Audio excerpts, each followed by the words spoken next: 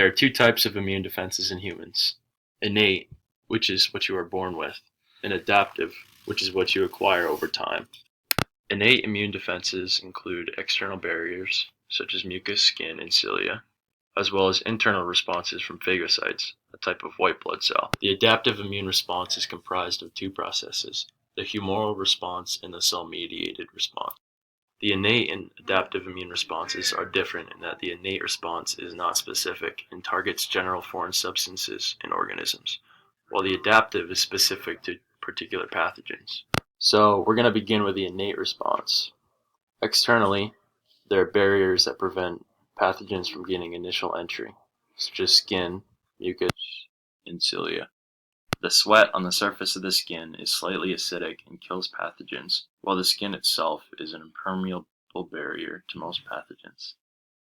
In addition, the mucous membranes that line the openings of the body work with cilia to trap pathogens in the respiratory and digestive tracts.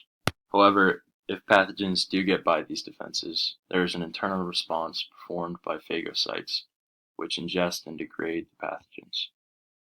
If a person's innate immunity fails to address a pathogen, then an adaptive or specific response is needed. The first of the adaptive responses we will discuss is the humoral response.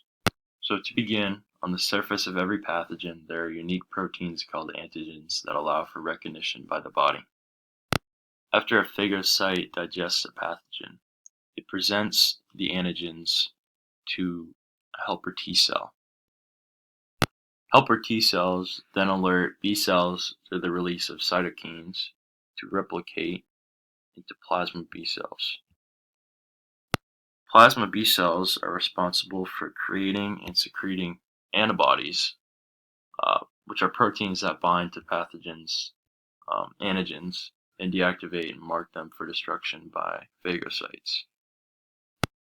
In addition to replicating into plasma B cells can divide into memory B cells, which have surface antibodies that are complementary to the antigens of the particular pathogen.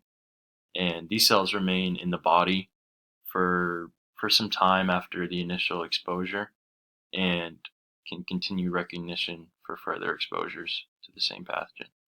The other type of adaptive immunity is called the cell-mediated response and involves cytotoxic T cells rather than B cells. After a phagocyte presents antigens to helper T cells, the helper T cells will stimulate cytotoxic T cells to become active or divide into memory T cells. When active, cytotoxic T cells recognize and bind to infected cells that present antigens on their surface.